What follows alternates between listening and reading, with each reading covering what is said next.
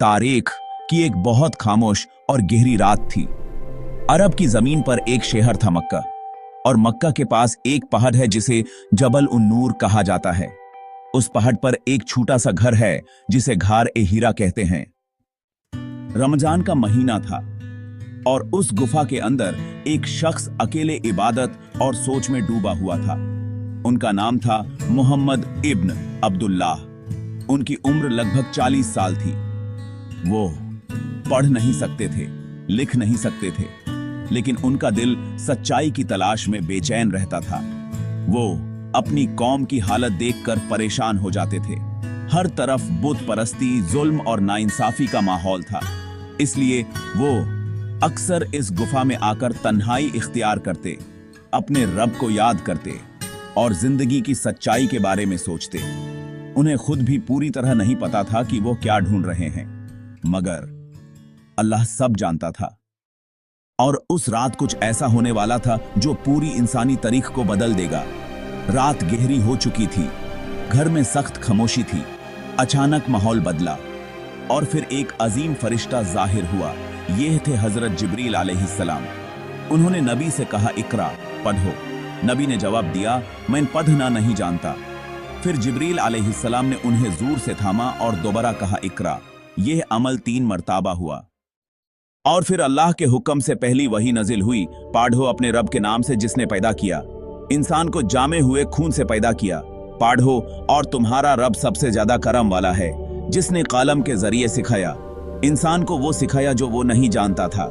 ये सूरह अल अलक की पहली आयतें थी और यही से कुरान की वही का सिलसिला शुरू हुआ। यही रात आगे चलकर लैलतुल कद्र के नाम से मशहूर हुई। लेकिन अल्लाह ने इस रात को सिर्फ नबी तक महदूद नहीं रखा। अपने करम से अल्लाह ने इसे पूरी उम्मत के लिए एक अजीम तोहफा बना दिया। कुरान में अल्लाह फरमाता है, बेशक हमने इसे शब कद्र में नाजिल किया। और तुम क्या जानो शब कद्र क्या है? शब कद्र 1000 महीनों से बेहतर है।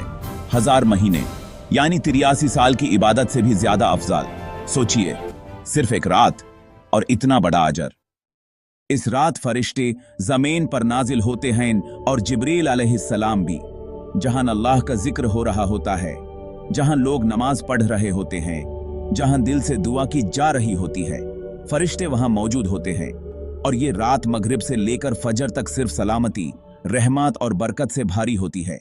नबी ने हमें बताया कि इस रात को रमजान की आखिरी 10 रातों में तलाश करो, और अगर ये रात मिल जाए तो सबसे खूबसूरत दुआ ये है, अल्लाहुम्मा इन्नका अफुव्वुन तुहिब्बुल अफ़्व फ़अफ़्व अन्नी।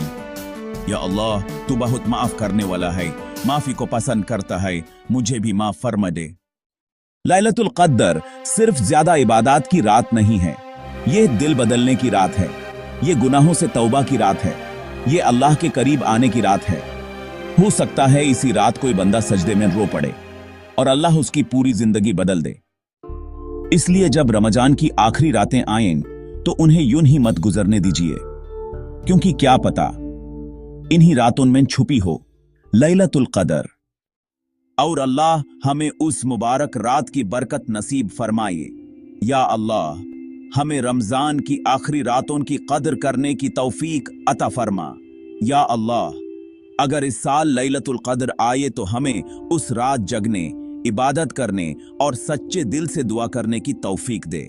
या अल्लाह, हमारे गुनाहों को माफ फरमा, हमारे दिल को साफ फरमा और हमें अपने करीब कर ले। या अल्लाह, हमारी दुआओं को कबूल फरमा, हमारे वालिदैन पर रहमत नाजिल फरमा और पूरी उम्मत को अपनी हिफाजत में रख, और हमें कयामत के दिन नबी करीम सल्लल्लाहु अलैहि वसल्लम के साथ जन्नत में जगह आता फरमा। अमीन या रब्बुल आलमीन।